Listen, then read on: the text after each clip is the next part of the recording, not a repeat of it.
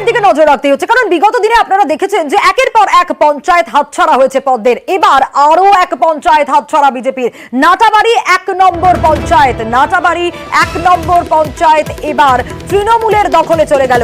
কিভাবে গেল গোটা বিষয় শুভঙ্করের কাছ থেকেই জানবো। শুভঙ্কর, আরো একটা পঞ্চায়েত হাতছাড়া।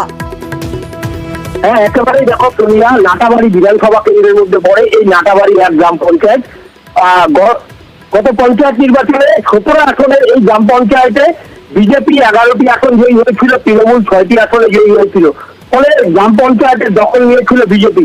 এরপর লোকসভা নির্বাচনের ফল বেরোনোর পর কোচবিহার যেহেতু তৃণমূল জয়ী হয়েছে, আমরা দেখতে পেলাম যে একের পর এক গ্রাম পঞ্চায়েতে পালাবদল হচ্ছে। বিজেপির গ্রাম পঞ্চায়েতগুলো তৃণমূল দখল করছে।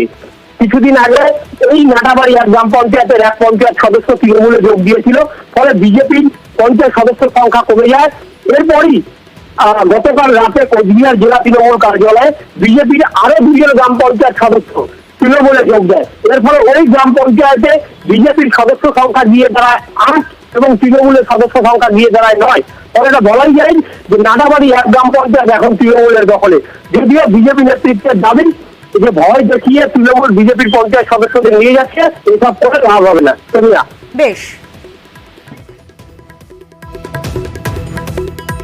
গত নির্বাচনে আমরা 6 জন গ্রাম পঞ্চায়েত জিতেছিলাম। এই 17তে 11টি বিজেপি জিতেছিল। খুব মার্জিনাল ভোটে আমাদের এই অঞ্চলটা হাতের বাইরে চলে যায়। আমাদের সাথে ইতিমধ্যেই একজন গ্রাম পঞ্চায়েত যোগদান করেছিলেন, আমরা 6 থেকে 7 হয়েছিলাম। আজকে আরো 2 জন গ্রাম পঞ্চায়েত সদস্য সুকুমার দাস এবং জগদীশ দাস, তারা বিজেপি ছেড়ে তৃণমূল কংগ্রেসে যোগদান করলেন।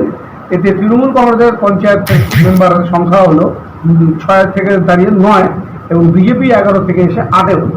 এই মুহূর্তে আমরা 9 হলাম, সংখ্যাগরিষ্ঠতা অর্জন করলাম এবং গ্রাম পঞ্চায়েত পরিচালনার দায়িত্ব তৃণমূল কংগ্রেসকে আরো বেশি দায়িত্ব নিয়ে এলাকাগুলো কাজ করাতে হবে।